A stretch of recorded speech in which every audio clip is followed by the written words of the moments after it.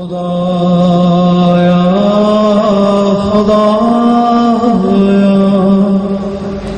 تا انقلاب مهدی خمینی را نگهدار. خدایا خدایا تا انقلاب مهدی خمینی را نگهدار. ہاتھ جب دعا میں اٹھ گیا، جب بھی سجدگاہ پہ سر جھکا، دل کی تہ سے عشق جب چلا، سب کے لب پہ آ گئی دعا. خدایا خدایا تا انقلاب مہدی خمینی روح نگہدار. میں حجت الاسلام جناب مولانا ندیم اصغر صاحب سے گزارش کروں گا تشریف لائیں اور اپنے خیالات کا اظہار فرمائیں. بر محمد و آل محمد بآواز بلند صلوات.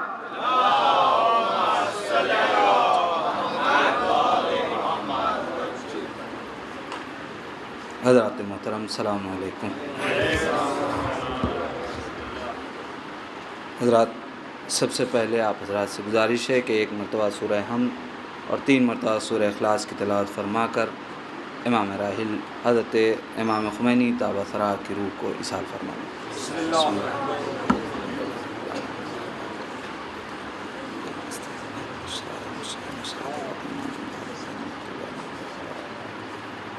بسم اللہ.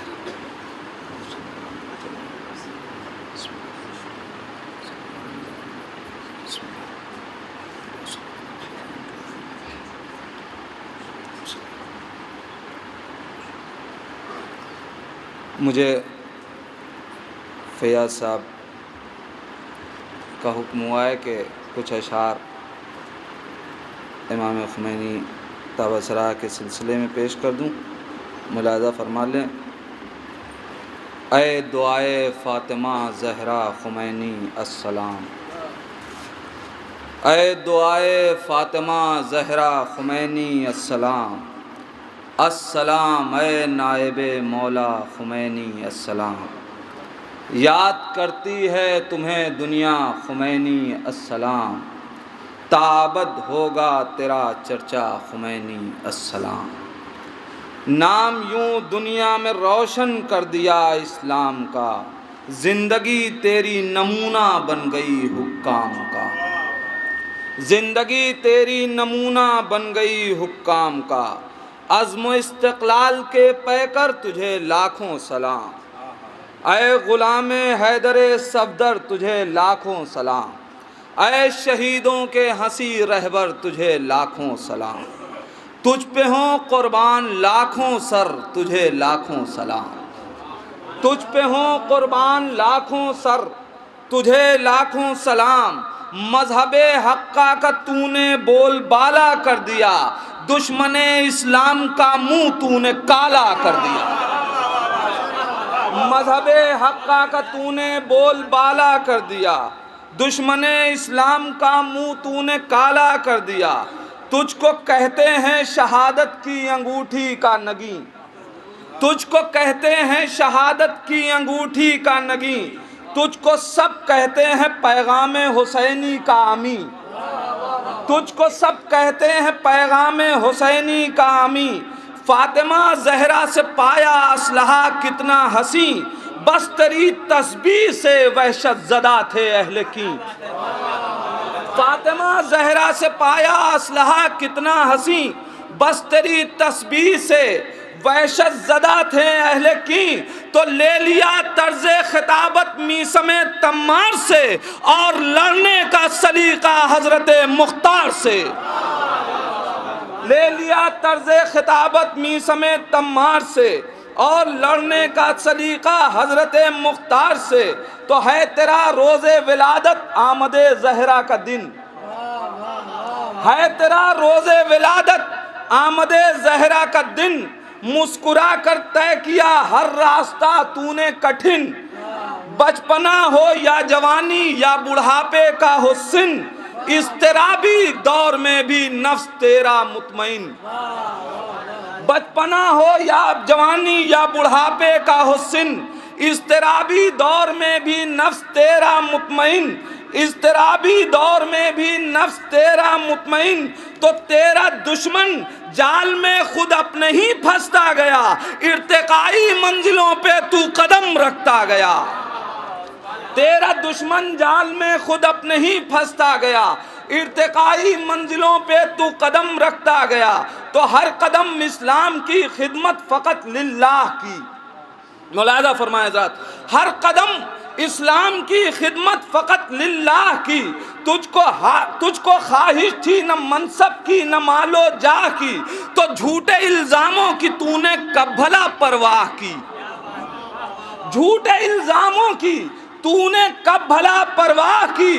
आज है खुल्दे बरी में रूहुल्लाह की, आज है खुल्दे बरी में रूहुल्लाह की। तो रोज़े अव्वल यूं तुझे ज़हरा से निस्बत मिल गई, मौत आते ही तुझे ज़हरा की जन्नत मिल गई। बहिश्ते ज़हरा में आप दफन हुए, इस निस्बत को नज़र में रखते हुए रोज़े अव्वल यूं तुझे ज़हरा से निस्बत मिल गई, मौत आते ही तुझे ज़हरा की जन्नत मिल गई। तो वहदत इस्लाम का तू एक अलम बरदार था, दुश्मनाने दीन से तू बरसरे पैकार था, गर्दने बातिल की खातिर आहनी तलवार था, हर घड़ी जामे शहादत के लिए तैयार था। तो जिंदगी से अपनी एक अनमोल गौहर दे गया, इत्तेहादे बाहमी का दर्स असगर दे गया, इत्तेहादे बाहमी का दर्स असगर दे गया। एक सलवात पढ़ दे मोहम्मद वाले मोहम्मद पर।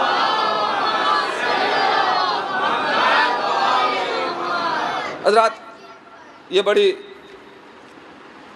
खुशनसीबी और खुशकिस्मती की बात है कि हम अपने उलमा को फरामोश नहीं करते और उनका ज़िक्र बरकरार करते हैं, उनका ज़िक्र बरगुज़ार करते हैं। लिहाजा एक मशवरा है जो मैंने अपने इस नज़्म उलमा के हवाले से एक नज़्म कही है, मुलाहिज़ा फरमा लें कि पूछें कुरान व अहादीस से शान उलमा। ये भाई मैं पहले कह दूँ, ये मैं अपने लिए नहीं कह रहा हूँ, इस लिबास में हूँ, लेकिन हकीकत जो है वो उसके लिए और जो इसका वाकई मिज़दाक़ है उसके लिए गुफ्तगू कर रहा हूँ कि पूछें कुरान व अहादीस से शान उलमा, हम बता पाएंगे क्या अज़मत व आने उलमा। है ज़बां दीन व शरीयत की लिसान उलमा, है ज़बां दीन व शरीयत की लिसान उलमा, तर्जुमा कौल पैगंबर का बयान उलमा, तर्जुमा कौल पैगंबर का बयान उलमा। ज़ेर पा इनके बिछाते हैं मलक बालों पर, रोशनाई है शहीदों के लहू से बेहतर, रोशनाई है शहीदों के लहू से बेहतर। तो दीन इस्लाम के खादिम उलमा होते हैं और शरीयत के मुअल्लिम उलमा होते हैं, फ़िक़्ह जाफ़री फ़िक़्ह के राक़िम उलमा होते हैं, इल्म कुरान के आलिम उलमा होते हैं। तो इल्म की राह में जो घर में सफ़र होता है उसके दिल में फ़कत अल्लाह का डर होता है। इल्म की राह में जो घर में सफ़र होता है उसके दिल में फ़कत अल्लाह का डर होता है। इल्म एक नूर है, उस नूर के हामिल उलमा। इल्म मंशाए अदालत है तो आदिल उलमा, इल्म है अक्ल तो फिर क्यों न हो आकिल उलमा। सर झुकाते नहीं जालिम के मुकाबिल उलमा, सर झुकाते नहीं जालिम के मुकाबिल उलमा।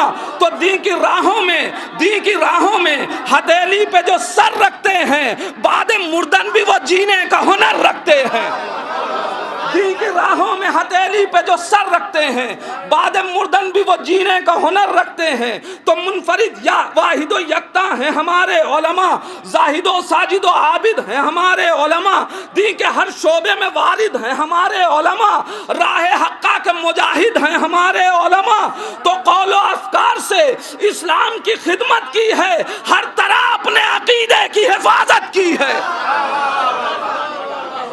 हर तरह अपने अकीदे की हिफाजत की है। तो इल्म तारीख हो या फ़लसफ़ा हो, इल्म कलाम, बात तफसीर की हो या कि हो फ़िक़ही अहकाम, उलमा हिंद के हर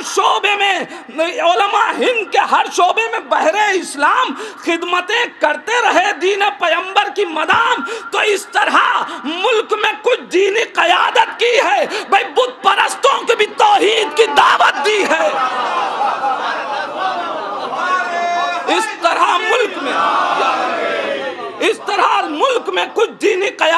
کی ہے، بت پرستوں کو بھی توحید کی دعوت دی ہے، تو ہم پہ لازم ہے کہ ہم یاد منائیں ان کی، آج کی نسل کو تاریخ سنائیں ان کی، کاوشیں اہل زمانہ کو بتائیں ان کی، اور تصانیف کو مٹنے سے بچائیں ان کی، اور تصانیف کو ہم پہ لازم ہے کہ ہم یاد منائیں ان کی، آج کی نسل کو تاریخ سنائیں ان کی، کاوشیں اہل زمانہ کو بتائیں ان کی، اور تصانیف کو مٹنے سے بچائیں ان کی۔ بھئی روح ہو جائے ابھی خوش جو یہ تحفہ ہو جائے، سورہ فاتحہ اصغر انہیں بخشا جائے۔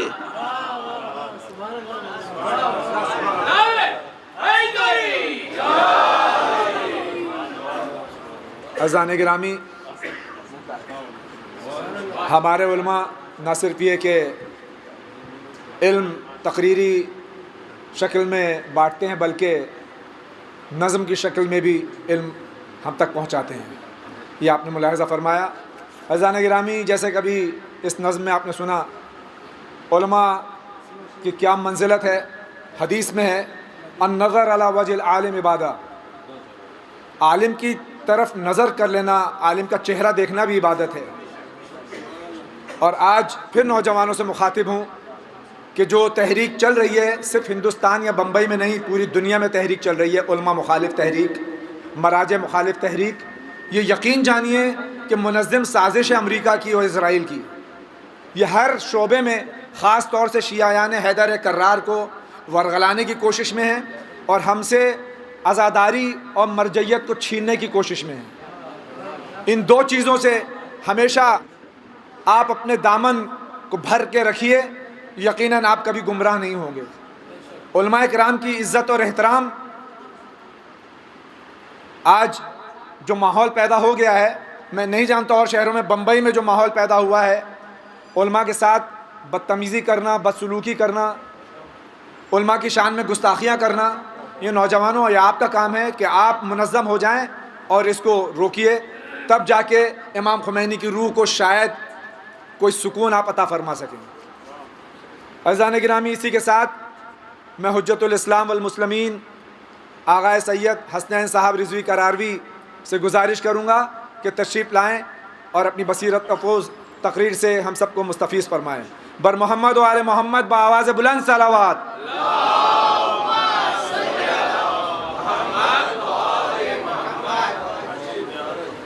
کمال علی کمال محمد آواز بلند صلوات۔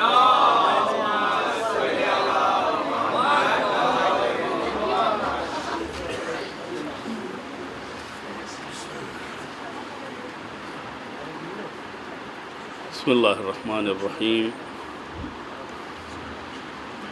الحمدللہ رب العالمین والصلاة والسلام علی رسولہ الکریم وآلہ الطیبین الطاہرین المعصومین المظلومین الذین اذھب اللہ عنہم الرجس وطہرہم تطہیرا۔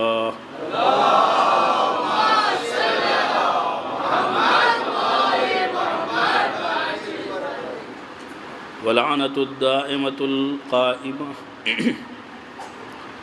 على أعدائهم أجمعين من يوم عداوتهم إلى يوم الدين، أما بعد فقد قال الله الحكيم في كتابه الكريم بسم الله الرحمن الرحيم من يطع الله ورسوله ويخشى الله ويتقه فأولئك هم الفائزون۔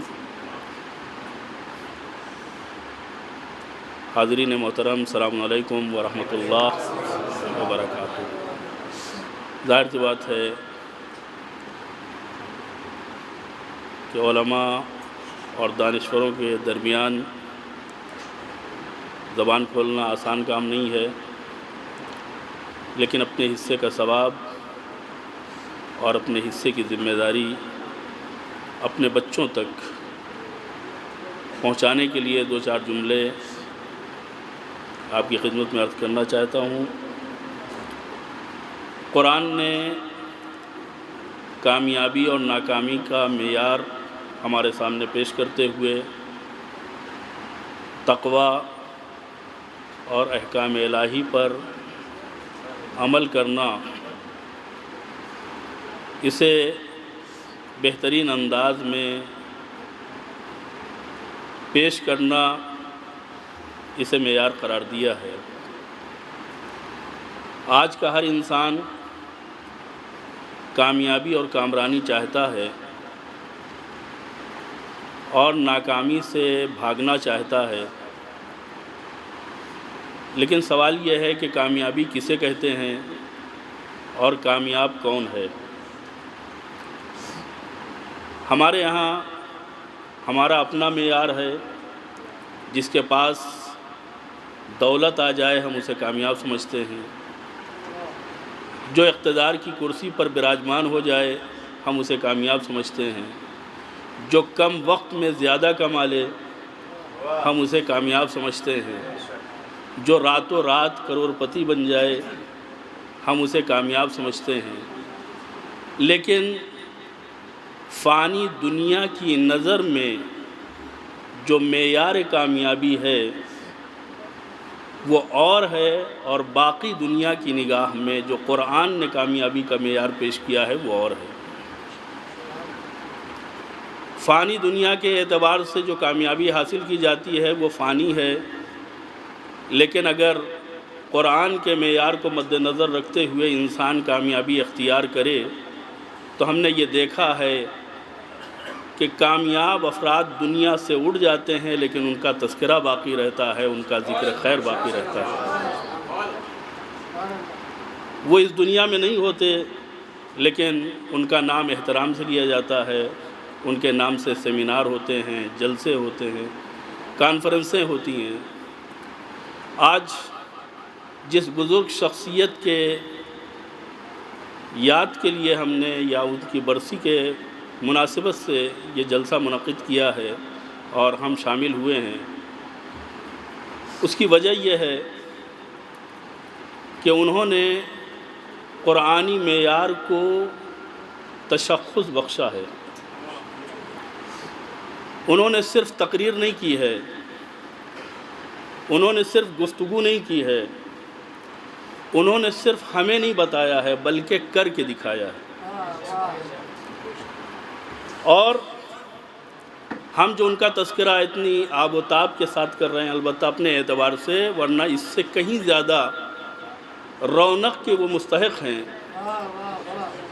ہم جو تذکرہ کر رہے ہیں وہ اس بنیاد کے اوپر کہ غیر معصوم دنیا میں اگر قرآنی معیار ڈھونڈا جائے تو وہ امام خمینی کی شکل میں ہمیں دکھائی دیتا ہے، جنہوں نے اہل بیت طاہرین کے فرامین پر عمل کر کے یہ بتایا کہ اگر قرآنی معیار کو اپنا لیا جائے تو دنیا میں بھی کامیابی ہے اور آخرت میں بھی کامیابی ہے۔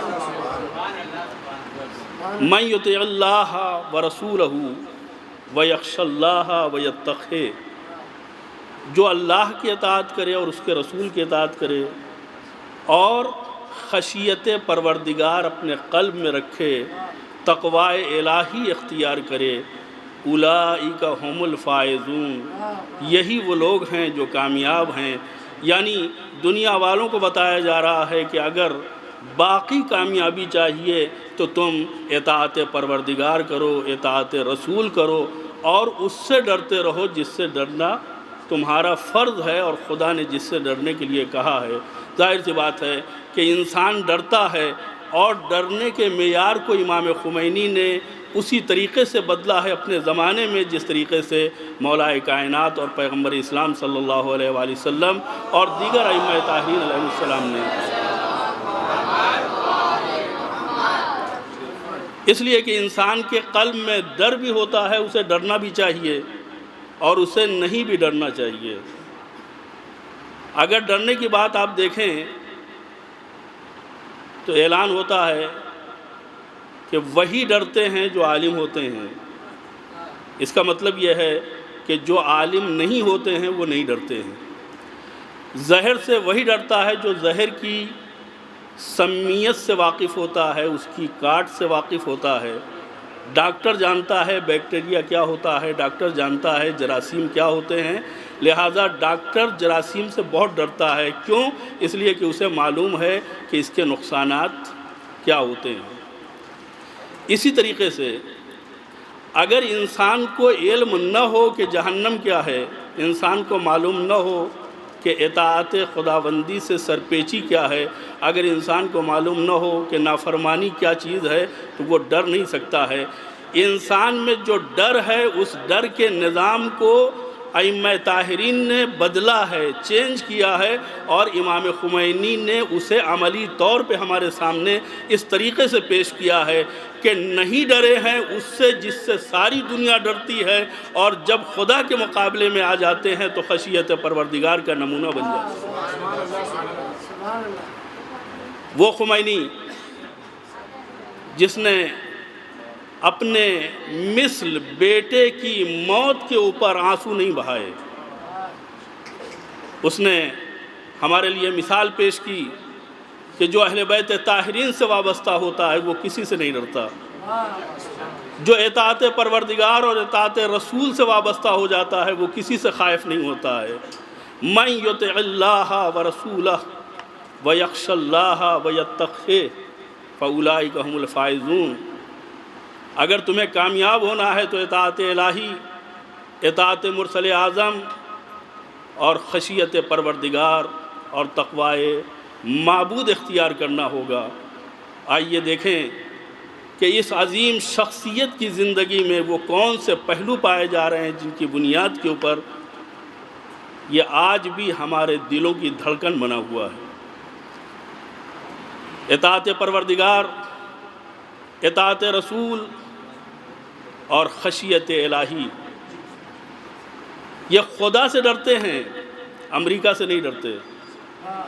انہوں نے ہمیں لا الہ الا اللہ کا مفہوم بھی سکھایا ہے، اور اللہ اکبر کے معانی ہمیں سمجھائے ہیں کہ مسلمان اگر اللہ کو اکبر سمجھتا ہے تو پھر نہ امریکہ کی زیر قیادت آ سکتا ہے، نہ اسرائیل سے مرعوب ہو سکتا ہے، اس لیے کہ اگر وہ مرعوب ہو رہا ہے تو اس کا مطلب یہ ہے کہ اس نے اللہ کو اکبر نہیں سمجھا ہے، اور اگر اکبر سمجھا ہے تو پھر اسرائیل سامنے آ جائے، رشیا سامنے آ جائے، امریکہ سامنے آ جائے، یہ مسلمان جو ہے اس سے خائف ہونے والا نہیں ہے۔ آیت قرآنی کا مصداق اگر غیر معصوم دنیا میں ہم دیکھتے ہیں تو امام خمینی کی شکل میں ہمیں دکھائی دیتا ہے کہ انہوں نے کس طریقے سے اطاعت الہی کی، کس طریقے سے اطاعت رسول کی، اور کس طریقے سے خشیت پروردگار کا مظاہرہ کیا، اور اہل بیت طاہرین علیہ السلام سے اپنی وابستگی کا اظہار کر کے بتایا کہ دیکھو میرے پاس نہ اسلحہ ہے، نہ میرے پاس بم ہے، نہ میرے پاس وسائل ہیں، صرف اہل بیت طاہرین کی اطاعت، اللہ اور رسول کی فرما برداری وہ انتہائی اہم اسلحہ ہے جس کی بنیاد کے اوپر ہم شرق و غرب کو فتح کرنے کے لیے آمادہ ہیں۔ جب ہم معصومین کی زندگی کو لوگوں کے سامنے بیان کرتے تھے تو لوگ کہتے تھے یہ معصوم ہیں، ان کی برابری کون کر سکتا ہے، ان کی مثال کیسے دی جا سکتی ہے، اس لیے کہ جن کو خدا نے اپنے نور سے منسوب کیا ہے، جن کو خداوند عالم نے ہدایت کے لیے بھیجا ہے، وہ ہمارے لیے مثال نہیں بن سکتے۔ یقیناً معصومین علیہ السلام کی ہستی اور ان کی ذوات کہیں زیادہ افضل ہے، لیکن ایک بات یاد رکھیے، امام خمینی نے غیر معصوم دائرے میں زندگی گزار کر کے یہ واضح کر دیا کہ اگر کوئی شخص اطاعت پروردگار، اطاعت رسول اور ائمہ طاہرین علیہ السلام کی سیرت کو اپنا لے تو وہ اتنا مضبوط ہو جاتا ہے کہ ساری دنیا پریشان ہوتی ہے، وہ مطمئن رہتا ہے۔ انقلاب کے بارے میں کتنی افواہیں، کامیاب ہوگا یا نہیں ہوگا، حکومت بنے گی یا نہیں بنے گی، کیسے چلے گی، کیوں کر چلے گی، نہ جانے کتنے سوالات تھے، لیکن جن کے سامنے یہ سوالات تھے وہ بالکل مطمئن دکھائی دے رہے تھے۔ کیوں؟ اس لیے کہ ان کو اس بات کا یقین تھا کہ جو اللہ کی اطاعت کرتا ہے، جو رسول اللہ کی اطاعت کرتا ہے، جو خشیت پروردگار کا نمونہ ہوتا ہے اور جو تقوی الہی کو اپنی زندگی میں رچا بسا لیتا ہے وہ کامیاب ہوتا ہے، اور جو خدا کی نظر میں کامیاب ہوتا ہے اس کی کامیابی کو کوئی چیلنج نہیں کر سکتا ہے۔ آپ نے دیکھا ائمہ طاہرین علیہم السلام کی سیرت پر عمل کر کے ایک حقیقی تشیع کو ہمارے سامنے انہوں نے پیش کیا ہے، اور یہ بتایا ہے کہ شیعیت کیا ہے۔ آج اگر دیکھا جائے تو پوری دنیا میں امام خمینی سے ہٹ کر کے تشیع کا کوئی نظریہ سامنے نہیں ہے۔ خمینی تشیع کے ذریعے سے پہچانے جاتے ہیں، اور تشیع آج خمینی کے ذریعے سے پہچانا جاتا ہے۔ اس کا مطلب یہ ہے کہ اگر واقعی تشیع کو ہم دیکھنا چاہتے ہیں، واقعی شیعیت کو دیکھنا چاہتے ہیں، تو ہم امام خمینی کی زندگی کو بھرپور انداز سے دیکھیں۔ ان کے ہاں اہل بیت سے کتنی عقیدت پائی جاتی ہے، ان کے ہاں فرما برداری الہی کا کتنا مزاج پایا جاتا ہے، ان کے ہاں پروردگار کی کتنی فرما برداری پائی جاتی ہے۔ ہم کو چاہیے کہ اگر ہم دشمن کے سامنے مرعوب نہیں ہونا چاہتے ہیں تو وہی کردار اپنائیں جو امام خمینی نے اہل بیت طاہرین کی سیرت کو اپنا کے ہمارے سامنے پیش کیا ہے۔ اس لیے کہ آج ساری دنیا امریکہ اور اسرائیل اور رشیا اور نہ جانے کتنی حکومتوں سے ڈرتی ہے۔ کیوں؟ اس لیے کہ خدا سے نہیں ڈرتی ہے۔ انہوں نے پیغام دیا کہ اگر خدا سے کوئی خائف ہوگا، خدا سے ڈرے گا، خدا کی گناہوں سے اور خدا کی معصیتوں سے کوئی ڈرے گا تو پھر وہ کسی اور سے ڈر نہیں سکتا ہے۔ یعنی جس کے دل میں تقوی الہی آئے اس کو کوئی طاقت نہ جھکا سکتی ہے، نہ دھمکا سکتی ہے، اور نہ اسے خرید سکتی ہے، اور نہ اسے اپنے خوف میں مبتلا کر سکتی ہے۔ آپ دیکھیں کہ جو بت شکن خمینی ہے، جو مرد آہن خمینی ہے، جس کی آنکھوں میں دنیا آنسو دیکھنا چاہتی ہے، ان کے بیٹے کو قتل کر دیا جاتا ہے تاکہ خمینی کو توڑ دیا جائے، تاکہ ان کی دل شکنی ہو جائے، تاکہ ان کے منصوبے کو ناکام کر دیا جائے۔ لیکن سوائے ایک کلمہ استرجاع کے پریس والوں نے کچھ نہیں سنا، صرف یہی سنا انا للہ۔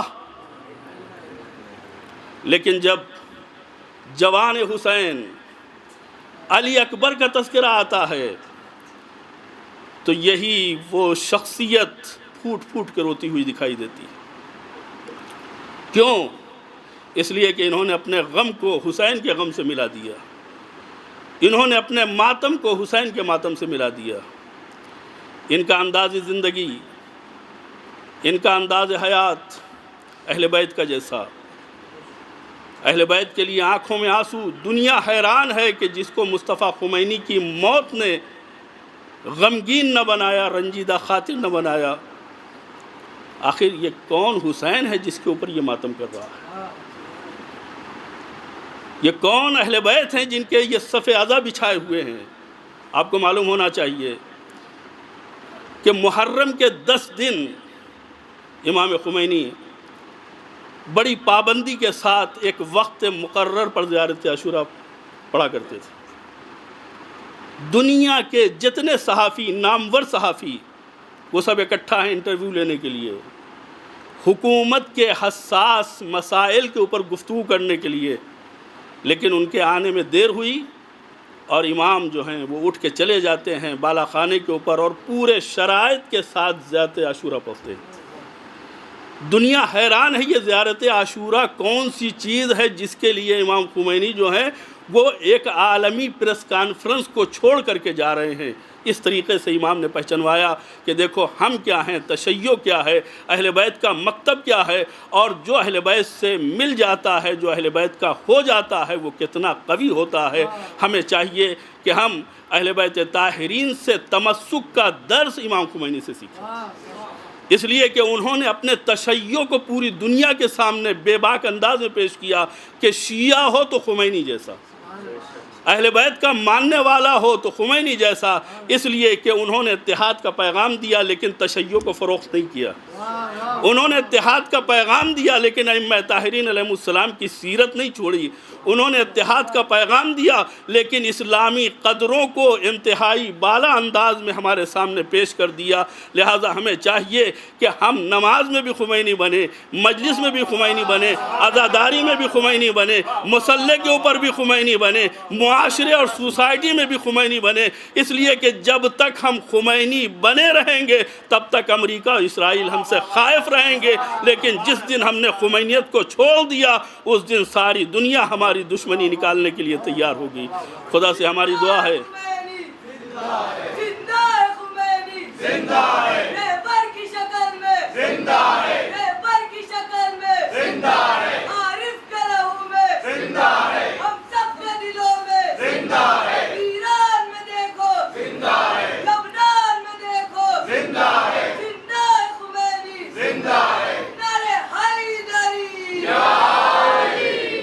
ہم جو اپنی بساط کے مطابق امام خمینی کی یاد برپا کیے ہوئے ہیں وہ صرف اس وجہ سے خدا نخواستہ ائمہ سے نہ ملایا جائے،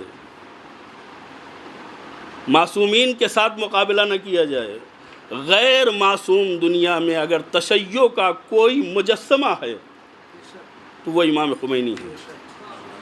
انہوں نے معصوم کی زندگی کو اپنا کر کے ایک مثال پیش کی ہے کہ اگر غیر معصوم بھی معصوم کی پیروی کرے تو وہ اس طریقے سے اسلام کو دوسروں کے سامنے بالا انداز میں پیش کر سکتا ہے۔ ظاہر سی بات ہے کہ جب ہم غیر معصوم دنیا میں امام خمینی کو مثال بنا کر کے لوگوں کے سامنے پیش کریں گے تو اب کسی میں اتنی جرأت نہیں ہے کہ وہ کہے کہ یہ ہمارے لیے نمونہ نہیں ہے، یہ ہمارے لیے نمونہ ہستی نمونہ عمل نہیں ہے، اس لیے کہ یہ غیر معصوم ہیں۔ جب غیر معصوم یہ کام انجام دے سکتا ہے اور اس طریقے سے اپنی طاقت کو دوسروں کے سامنے پیش کر سکتا ہے تو یہ ہمارے لیے مثال ہے کہ ہم کو اطاعت الہی کرنا چاہیے، اطاعت رسول کرنا چاہیے، اور اگر ہمارے دل میں خوف ہو تو صرف خدا کا خوف ہو، نہ کسی سوسائٹی کا خوف ہو، نہ کسی ملک کا خوف ہو، نہ کسی ایجنسی کا خوف ہو۔ اس لیے کہ اگر کوئی کسی ایجنسی کے خوف میں مبتلا ہوتا ہے تو وہ بندہ دنیا ہو سکتا ہے، بندہ خدا نہیں ہو سکتا ہے۔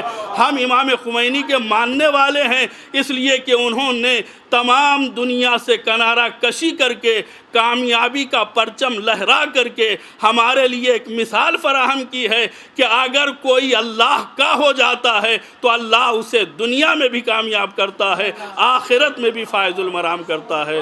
والسلام علیکم ورحمۃ اللہ۔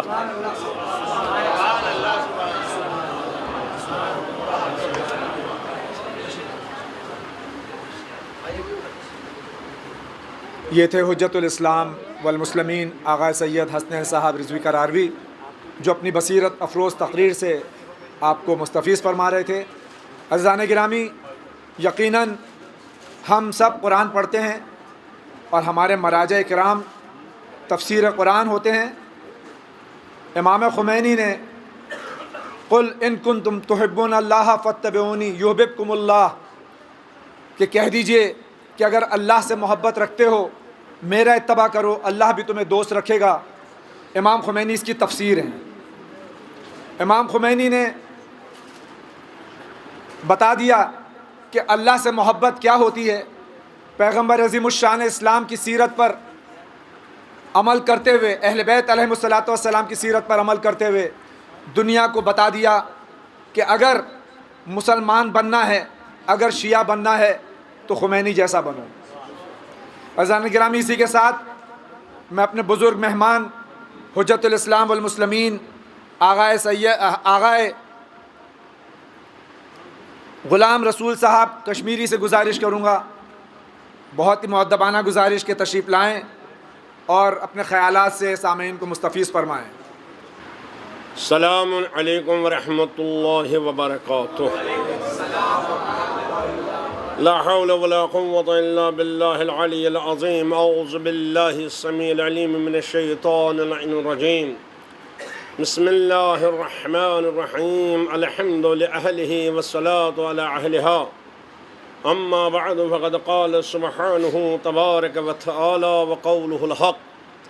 بسم الله الرحمن الرحيم۔ كلما ألقي فيها فوج سألهم خزنتها ألم يأتكم نذير قالوا بلى قد جاءنا نذير فكذبنا وقلنا ما نزل الله من شيء إن أنتم إلا في ضلال كبير۔ صلوات محمد وآل محمد۔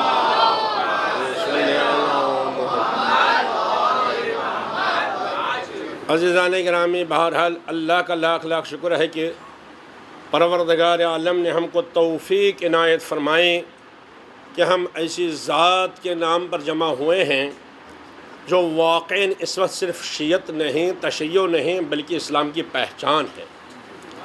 چنانچہ وقت کی کمی ہے، لہذا زیادہ تفصیل میں جانے کی ضرورت نہیں ہے، البتہ جتنی باتیں سامنے آتی ہیں تو اسے اندازہ ہو جاتا ہے کہ آج دنیا جہنم بنی ہوئی ہے، اور اسی کا نتیجہ ہے کہ مختلف فکریں ہیں، مختلف افکار ہیں۔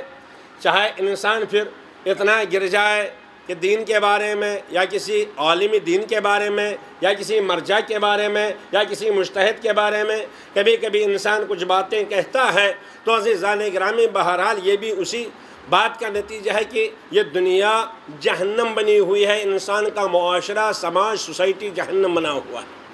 تو وجہ کیا ہے؟ پریشانیاں کیوں ہیں؟ خاص طور پر ہمارے معاشرے، ہمارے سماج میں۔ تو خلاق کائنات پروردگار عالم قرآن پاک میں ارشاد فرماتا ہے کہ اگر تم کو دیکھنا ہے کہ جہنم کیا ہے اور جہنم سے بچنے کا طریقہ کیا ہے، تو صرف جہنم وہی نہیں ہے کہ جو ہمارے تصور میں ہے کہ آخرت کے بعد جہنم ہوگا۔ نہیں عزیزان گرامی، جو اسلام ہم کو آخرت کی زندگی کا درس دیتا ہے، وہی اسلام ہم کو دنیا کو جنت بنانے کا بھی درس دیتا ہے۔ لہذا دنیا کیسے جنت بن سکتی ہے، ہماری زندگی کیسے جنت بن سکتی ہے، تو قرآن مجید آواز دے رہا ہے جب لوگوں کو جہنم میں ڈال دیا جائے تو وہ جہنم کے دروگا جو ہیں، جہنم کے ذمہ دار جو ہیں، وہ ایک سوال کریں گے کہ تم کیوں جہنم میں گئے، تمہاری زندگی کیوں برباد ہوئی، تمہارا معاشرہ کیوں برباد ہوا، تمہاری سوسائٹی کیوں برباد ہوئی، تم اس جہنم کے دہانے تک کیوں پہنچ گئے؟ الم یاتکم نذیر، کیا تمہارے پاس کوئی نذیر نہیں آیا تھا؟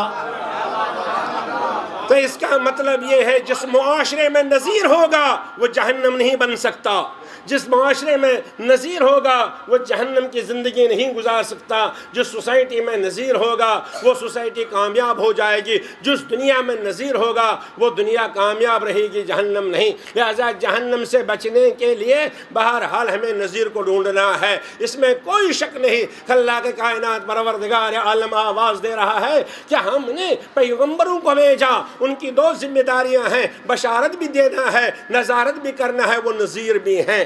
یعنی ہر ایک نبی کا منصب یہ ہے کہ وہ نذیر ہے۔ مگر عزیزان گرامی بہرحال یہ حقیقت ہے، صرف اعتقاد نہیں بلکہ یہ حقیقت ہے۔ انبیاء آئے، اپنی ذمہ داری برپا کر کے چلے گئے۔ ہمارے ائمہ معصومین صلوات اللہ علیہ مجمعین جو اس نظارت کے درجے پر فائز ہیں، الحمدللہ وہ بھی اپنی ذمہ داریاں ادا کرتے رہے۔ لیکن ہمارا زمانہ ایسا ہے کہ ہمارے وقت کا امام، اصل ہمارا نذیر اس وقت پردہ غیب میں ہے۔ تو نظارت کا کون انجام دے گا؟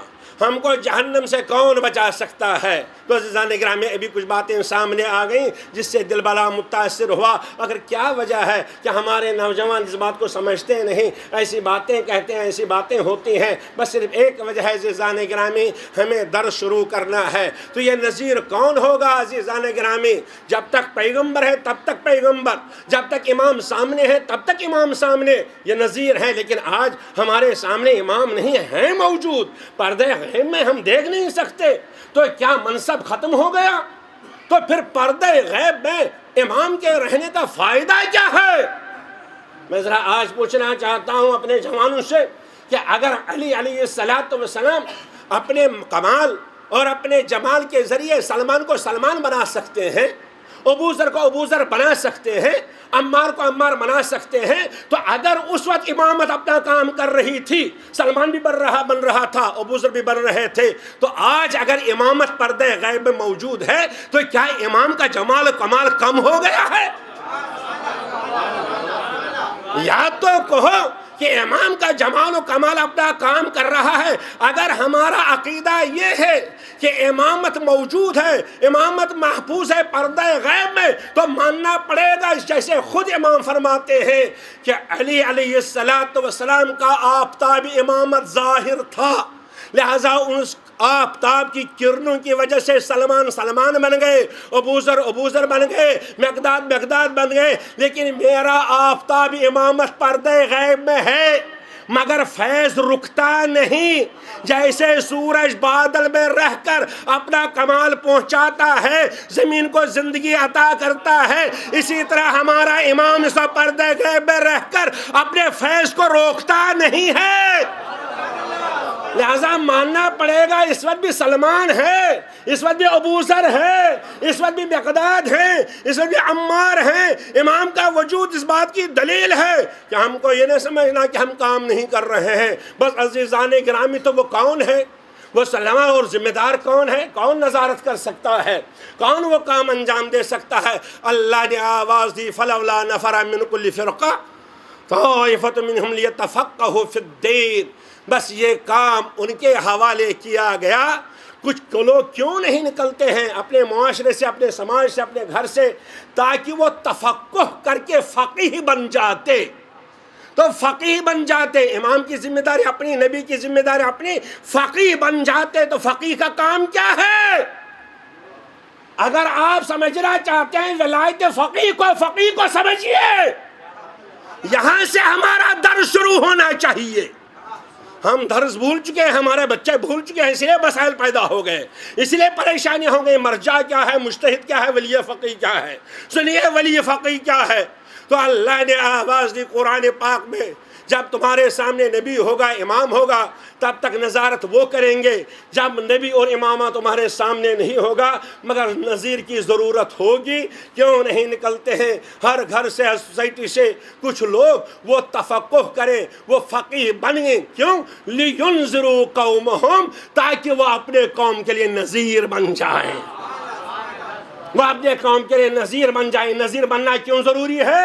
اس لیے کہ تاکہ معاشرہ اور سماج جہنم سے بچ جائے، جہنم سے دور رہے. اسی کو عزیزان گرامی بہرحال ضرورت ہے بحث کرنے کی. ولایت فقیہ کا مطلب کیا ہے؟ ضرورت ہے. کیا ضروری ہے کہ نہیں ولایت فقیہ؟ ولایت فقیہ کا مطلب کیا ہے؟ کیسے جہنم بنے گی دنیا اگر یہ نظارت نہیں ہوگی، اگر نذیر نہیں ہوگا؟ ذرا توجہ سے سنیے گا. اس کائنات کی زندگی کہیں سے ہے؟ کس چیز سے ہے؟ جو ہم یہ کہتے ہیں، آواز دے رہا اللہ وَعَالَمُ أَنَّ اللَّهَ يُحْيِي الْأَرْضَ بَعْدَ مَوْتِهَا. یقین کرو کہ اللہ زمین کو موت دینے کے بعد زندہ کرتا ہے. تو زندہ ہوتی ہے زمین کاہے سے؟ کس چیز سے زمین زندہ ہوتی ہے؟ بارش کے قطروں سے. یہ ظاہر ہے.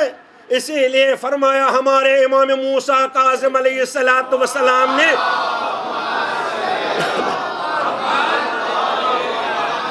امام موسیٰ کاظم علیہ السلام نے فرمایا عزیزان گرامی کی زمین زندہ ہوتی ہے بارش کے قطروں سے نہیں، بلکہ کس چیز سے؟ حد یقام للہ فی الارض. اگر وہ حد قائم کی جائے جو کسی نے توڑی ہو، وہ حد اگر جاری کر دی جائے، ایک حد اگر اس زمین میں قائم کی جائے، وہ 40 دن کے پانی برسنے سے بہتر ہے زمین کی زندگی کے لیے. بات واضح نہیں ہوئی؟ میرے بچے متوجہ نہیں ہوئے. میں عرض یہ کرنا چاہتا ہوں عزیزان گرامی، یہاں سے ہمارا درس شروع ہونا چاہیے. ایک ولایت فقیہ، بس ایک جملہ عرض کرنا چاہتا ہوں. زمین کی زندگی کاہے میں ہے؟ زمین کی زندگی کاہے میں ہے؟ امام موسیٰ کاظم علیہ السلام فرماتے ہیں کہ تمہاری نظر اس پر ہے کہ زمین کی زندگی بارش کے قطروں میں ہے. جب بارش برستی ہے تب زندہ ہوتی ہے زمین. مگر امام فرماتے ہیں نہیں، اگر 40 دن پانی برسے گا زمین کی زندگی کے لیے تو زمین کو اتنی زندگی نہیں ملے گی 40 دن کے پانی کے برسنے سے جتنی زندگی زمین کو ملتی ہے جب کوئی حاکم ایک حد جاری کرتا ہے، ایک حد روکتا ہے. کہ حد بنے اس لیے کہتے ہیں جو اللہ کے حدود کو توڑ دے اس کو روک دے. تو یہ حد کون جاری کرے گا؟ یہ کس میں طاقت ہونی چاہیے؟ تو عزیزان گرامی میں یوں عرض کرنا چاہتا ہوں، کون کہتا ہے کوئی بھی مجتہد یا کوئی بھی فقیہ ولایت فقیہ کا قائل نہیں ہے؟ کیا جب ہم توضیح المسائل اٹھاتے ہیں تو کیا ہم یہ نہیں دیکھتے ہیں فلاں مجتہد لکھتا ہے چور کا ہاتھ کاٹنا چاہیے؟ لکھتے ہیں کہ نہیں؟ کون مجتہد ہے جو نہیں لکھتا ہے کہ اس جرم کی یہ سزا ہے، اس جرم کی یہ سزا ہے، اس جرم کی یہ سزا ہے؟ مگر سوال ہے کہ دے گا کون؟ یہ کون دے گا یہ سزا؟ اسی لیے امام جعفر صادق علیہ السلام نے فرمایا اقامت الحد الی من الیہ الحکم، حد وہی جاری کرے گا جس کے پاس حکومت ہوگی، حد وہی جاری کرے گا جس کے پاس حکومت ہوگی۔ ہر مجتہد، ہر فقیہ، ہر مجتہد لکھتا ہے کہ حد جاری ہونی چاہیے، مجرم کو سزا ملنی چاہیے۔ کیا کوئی انکار کرتا ہے؟ آپ توزیع مسائل اٹھا کے دیکھیے، کوئی انکار نہیں کرتا ہے، سب کہتے ہیں جاری ہونی چاہیے، مگر کرے گا کون جاری؟ کرے گا کون؟ وہی جس کے پاس حکومت ہوگی۔ ابھی تک فقہا کے پاس حکومت نہیں تھی، لہذا کسی کے سمجھ میں ولایت فقیہ نہیں آ رہی تھی، لہذا امام خمینی نے بتا دیا یہ کتاب میں رکھنے کی چیز نہیں ہے، یہ عمل کرنے کی چیز ہے۔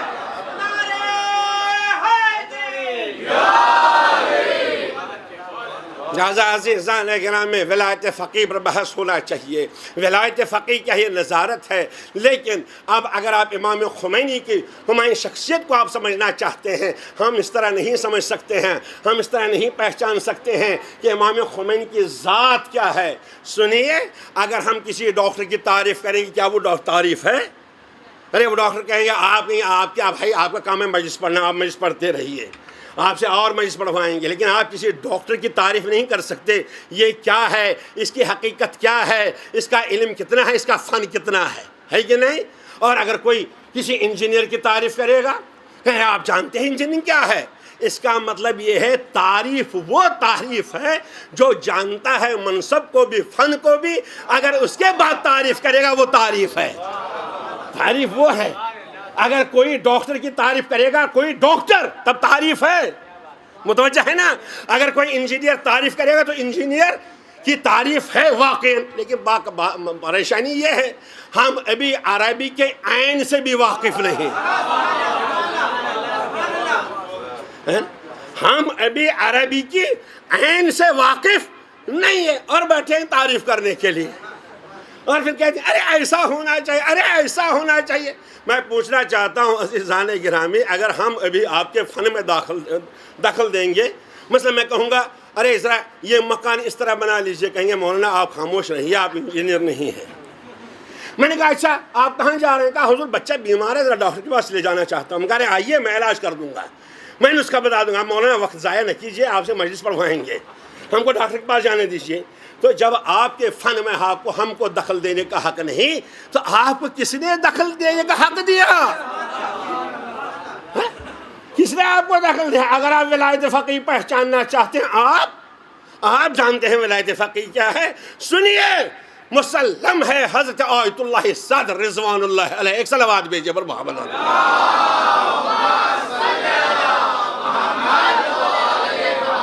اس سے پوچھے، حضرت آیت اللہ صدر سے پوچھے، شہید محمد باقر صدر کس مقام کے، اللہ اکبر کیا عرض کروں، وہ فرماتے ہیں جہاں مجتہد کے لیے بہت سے شرائط ہیں، جیسے آپ جانتے ہیں، مثلا وہ شرائط تمام، ایک مرجع کے لیے، ایک مجتہد کے لیے کیا کیا شرائط ہونی چاہیے، اس کے ساتھ فرماتے ہیں آیت اللہ صدر میں مجتہد کو مجتہد نہیں ماننے کے لیے تیار ہوں جب تک ایک اور شرط اس میں نہ ہو، اس کی فکر کی بنیاد ہر وقت اس بات ہو کہ وہ حکومت اسلامیہ کی کوشش کرتا رہے۔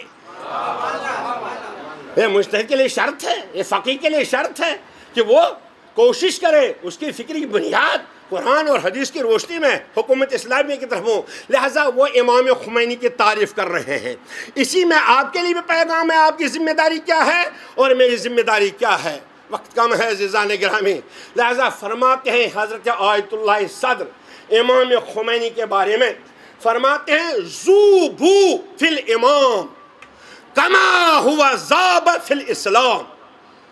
اتنا بڑا جملہ ہے، مگر اس میں امام کی تعریف بھی ہے، ہماری ذمہ داریاں بھی ہے کہ آپ کی ذمہ داری کیا ہے۔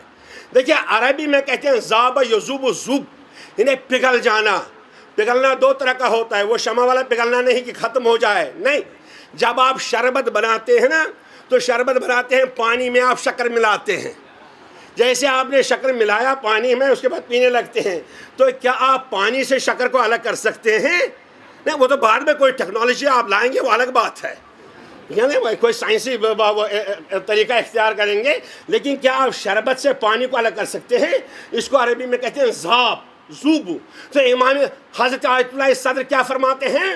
زوبو فی الامام، امام خمینی کی ذات میں اس طرح پگھل کے مل جاؤ، اس طرح پگھل کے مل جاؤ جس طرح شربت میں پانی۔ کیوں امام خمینی کی ذات میں کیوں پگھل کے مل جانا ہے؟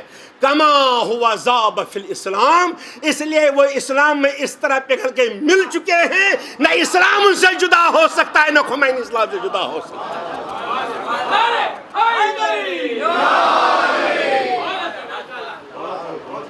خمینی کو اگر دیکھنا ہے صرف تشیع نہیں، بلکہ فرماتے ہیں حضرت آیت اللہ صدر کہ اگر اسلام کو دیکھنا ہے خمینی کو دیکھو، اگر خمینی کو دیکھنا ہے اسلام کو دیکھو، سمجھ لو اسلام کو، سمجھ لو خمینی کو، سمجھ لو۔ اللہ اکبر، اللہ اکبر۔ یہی راز ہے کیا عزیزان گرامی، یہ شخصیت بظاہر ہمارے یہاں سے دنیا سے چلی گئی، لیکن کیا اس وقت کیا بالکل دنیا خالی ہے؟ کیا دنیا خالی ہے؟ نہیں، بلکہ امام خمینی نے ایسے شاگرد کی تربیت فرمائی ہے۔ میں نے کہا نا، عرض کیا نا، وقت بہت کم ہے، کیا کیا جائے، لیکن یہ بحثیں ہونی چاہیے۔ سنیے، متوجہ رہی بس آخری جملہ کہ آپ پہچانیے، اگرچہ حضرت امام خمینی رضوان اللہ علیہ جن کے متعلق آیت اللہ صدر نے فرمایا، اگرچہ وہ آج ہمارے سامنے بظاہر نہیں ہے، کیا خمینی کا پرتو بھی نہیں؟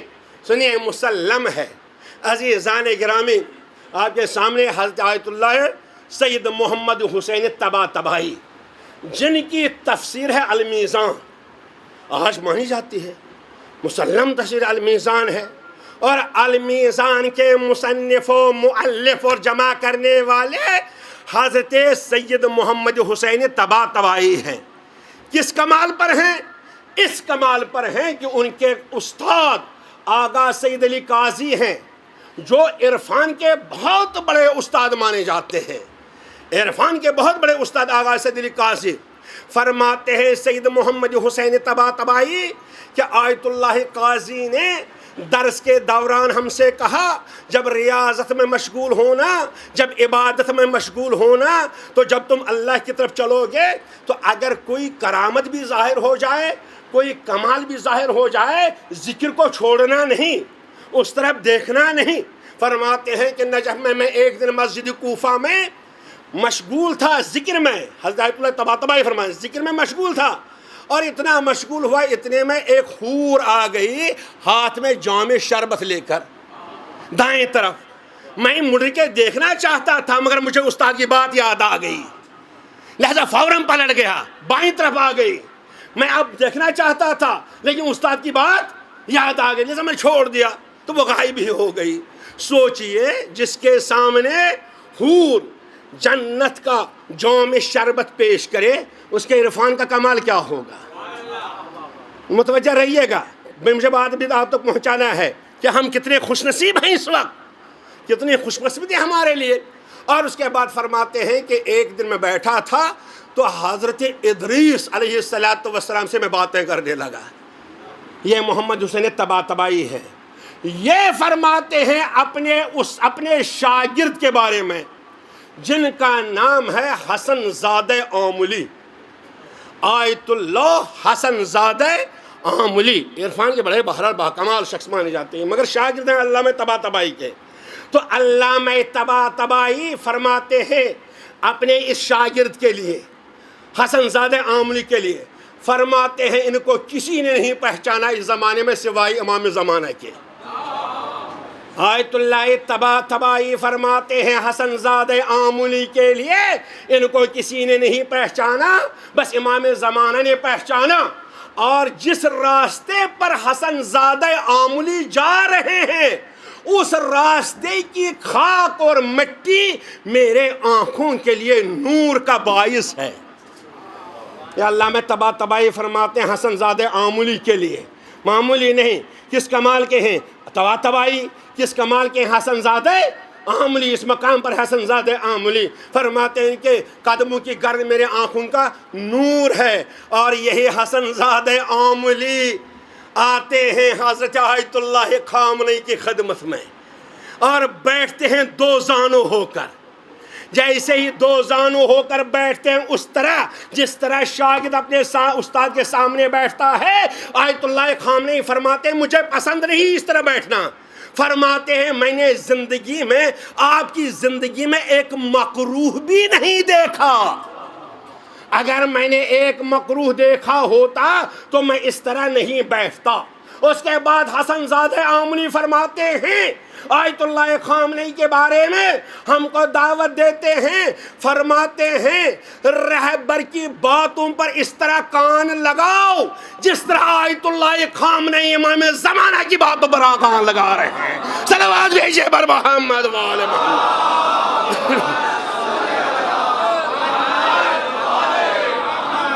میں کوئی اور نہیں کہہ رہے، حسن زادہ آملی کہہ رہے. میں نے عرض کیا ان کا عرفان کیا تھا. وہ فرماتے ہیں اپنے کان کو لگاؤ آیت اللہ خامنئی کی باتوں پر اسی طرح جس طرح آیت اللہ خامنئی امام زمانہ کی باتوں پر کان لگاتے ہیں. معلوم ہوتا ہے آیت اللہ خامنئی کی زبان ہے، کلام امام زمانہ کا ہوتا ہے، کسی اور کا نہیں. لہٰذا یہ ہماری خوش نصیبی ہے. اللہ ہم کو توفیق دے ہم معرفت ولایت فقیہ حاصل کریں. اور انشاءاللہ آپ کے خدمت میں عرض کروں گا تاکہ بہرحال درس یہاں سے شروع ہونا چاہیے.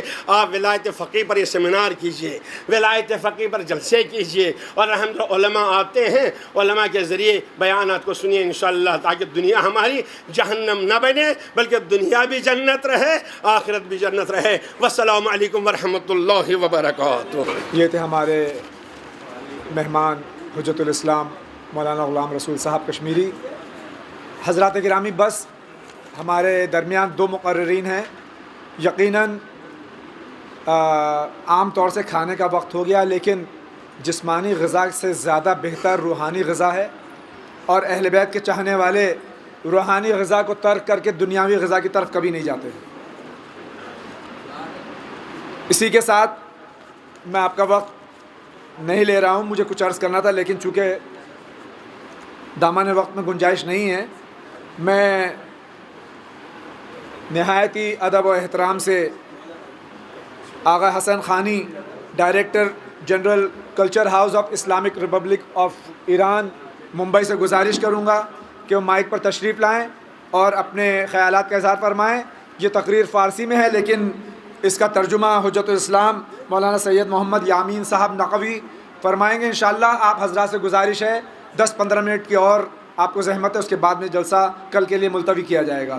اعوذ باللہ من الشیطان الرجیم، بسم اللہ الرحمن الرحیم، وبہ نستعین، والصلاة والسلام علی سیدنا و نبینا ابی القاسم محمد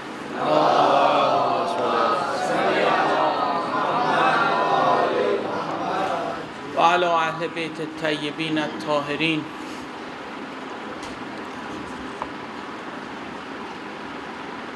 سلام و امام خمینی رحمۃ اللہ تعالی علیہ کی اس عظیم مجلس اور اس برسی میں شریک ہونے والے سارے محترم و مکرم علماء، بزرگان، شیعہ اور تمام نمازیوں کی خدمت میں ہمارا سلام. سماج کی اصلاح کرنے والے اس بزرگ مرجع کی روح پر خداوند متعال اپنی رحمت نازل فرمائے. امام خمینی رحمۃ اللہ تعالی علیہ کی فکر آج صرف مسلمانوں میں محدود نہیں رہ گئی، بلکہ آپ کی فکر پوری دنیا میں تمام اقوام کے بیچ پھیل چکی ہے. ان کے باقی رہنے والے اثرات، ان کی وہ اصلاحی کوششیں کہ جنہوں نے لوگوں میں واقعی آزادی اور حق طلبی کی لہر دوڑا دی اور لوگوں کے درمیان ایک تحریک کو قائم کر دیا. ہمارا تقریر کا کوئی ارادہ نہیں تھا، صرف تعمیل حکم کے لیے ہم حاضر ہوئے ہیں. اس لیے صرف چند جملے پیش کرنا ہے اور کوئی تفصیلی تقریر کا ہمارا ارادہ نہیں ہے۔ ایک سوال جو ہم آپ کی خدمت میں پیش کرنا چاہتے ہیں، اور وہ سوال یہ کہ کیوں امام خمینی رحمۃ اللہ تعالی علیہ کی فکر نے اس زمانے میں اور ایسے حالات میں، جبکہ اس ماڈرن زمانے میں لوگوں نے دین کو زندگی میں یا زندگی سے کنارے کر دیا تھا، ایسے حالات میں امام خمینی رحمۃ اللہ تعالی علیہ نے ایسا کیا انجام دیا یا کیا کیا کہ دین، معنویت اور خاص کر کے اسلام اور شیعت کو ایک کمپلیٹ مذہب کی شکل میں ثابت کیا، اور سیرت اہل بیت اطہار علیہم السلام کو زمانے میں ایک بار پھر پیش کیا اور دوبارہ وجود میں لائے۔ وہ یہ کہ حضرت امام راحل رحمۃ اللہ تعالی علیہ نے اسلام کا پریکٹیکلی، پرسنل اور سوشل ایکٹیویٹی کا نمونہ پیش کرنے کے لیے کس راستے کو اپنایا تھا۔ واضح سی بات ہے کہ امام خمینی رحمۃ اللہ تعالی علیہ نے خالص محمدی صلی اللہ علیہ وآلہ وسلم اسلام سے انسان کی واقعی ضرورتوں کو نکال کر انہیں اپ ٹو ڈیٹ کیا، اور زمانے کے اعتبار سے انہیں قوم کے نخبگان جو کہ ٹاپ کلاس کے لوگ ہوتے ہیں، اور علماء اعلام اور علماء سے لے کے عام آدمی تک کے سامنے پیش کر دیا۔ آج ہم دنیا میں اسلامی بیداری اور قوموں کی خودشناسی کو دیکھ رہے ہیں، جو کہ ایک ڈکٹیٹرشپ اور اینٹی توحیدی سسٹم کے خلاف ہے، اور لوگوں کی پہچان اور واقعی استقلال کی محافظ ہے۔ یہ امام خمینی رحمۃ اللہ تعالی علیہ کی ہی فکر سے لیا گیا ہے، اور یہ مسلمانوں اور خاص کر کے شیعوں کے لیے قابل افتخار ہے۔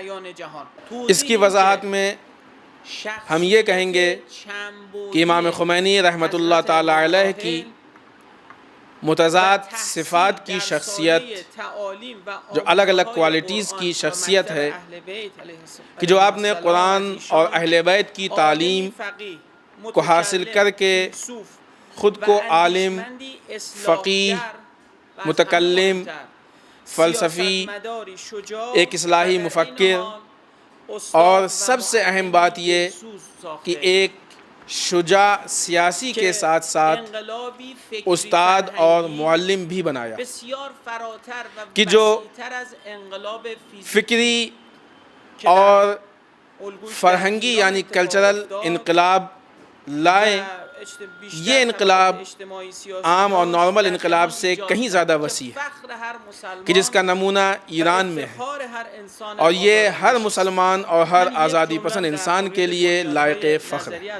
ایک جملے میں ہم امام خمینی رحمۃ اللہ تعالی علیہ کے نظریے کے بیس سے متعلق عرض کر رہے ہیں۔ ہم آپ کا زیادہ وقت نہیں لیں گے کیونکہ دیر بھی ہو گئی ہے اور آپ لوگ تھک بھی چکے ہیں۔ امام خمینی رحمۃ اللہ تعالی علیہ کے نظریے کو وہ بیس کہ جس نے نخبگان، علماء اور مفکرین کو اپنی طرف متوجہ کیا، وہ شاید ایک جملہ ہے، اگرچہ ہم اس کو ایک جملے میں بیان کر سکیں اور اس کا بیان کرنا ایک جملے میں ممکن ہو۔ وہ یہ کہ امام خمینی نے فقہ، کلام اور عرفان کے علاوہ حقیقی اسلام کی فلسفی جیسے معرفت شناسی اور انسان شناسی کو بیس بنایا، اور اہم ٹاپکس جیسے دین و سیاست کا رابطہ، دین و دنیا، ڈکٹیٹرشپ کا انکار، اور ہر طرح کے ظلم کو قبول کرنے کا انکار، اور سماج کے استقلال یا سماج کی پہچان کی حفاظت اور سب سے اہم دین و معنویت کو زندہ کرنے اور خاص کر کے اسلام کا مکمل ہونا بے دینی کی مخالفت کو لوگوں کے سامنے پیش کیا۔ اسلام کا ایک مکمل نظام ہونا امام خمینی رحمۃ اللہ تعالیٰ علیہ کی گفتگو میں بہت زیادہ ملتا ہے۔ دنیا کو آیت و روایات کی روشنی میں پہچاننا کہ دنیا آخرت کی کھیتی ہے، اور یہ بھی کہا گیا ہے کہ امام خمینی رحمۃ اللہ تعالیٰ علیہ کی اس پر بہت تاکید تھی کہ اسلام دولت اور دنیا کا مخالف نہیں ہے بلکہ اسلام فقیری کا مخالف ہے۔ لیکن انسان یا سماج کو دنیا میں گرفتار نہیں ہو جانا چاہیے۔ مال و دنیا کو انسانیت اور سماج کے تکامل اور اس کے کمال اور اس کے پروموٹ کے لیے استعمال ہونا چاہیے کہ انسان کی ویلو، انسان کی حقیقت، اس کی شخصیت میں ان کے ذریعے اضافہ ہو۔ آج اسلام اور انسانیت کے دشمن، خاص کر ڈکٹیٹرشپ کرنے والے، امام خمینی رحمۃ اللہ تعالیٰ علیہ کی فکر یا آپ کے نعروں اور آپ کے راستوں سے ہی سب سے زیادہ ڈرتے ہیں۔ انشاءاللہ انہی تعلیمات اور قرآن و اہل بیت علیہم السلام کے سائے میں یہی راستہ انشاءاللہ امام زمانہ اجل تعالیٰ فرجہ الشریف کے ظہور کا زمینہ بنے گا۔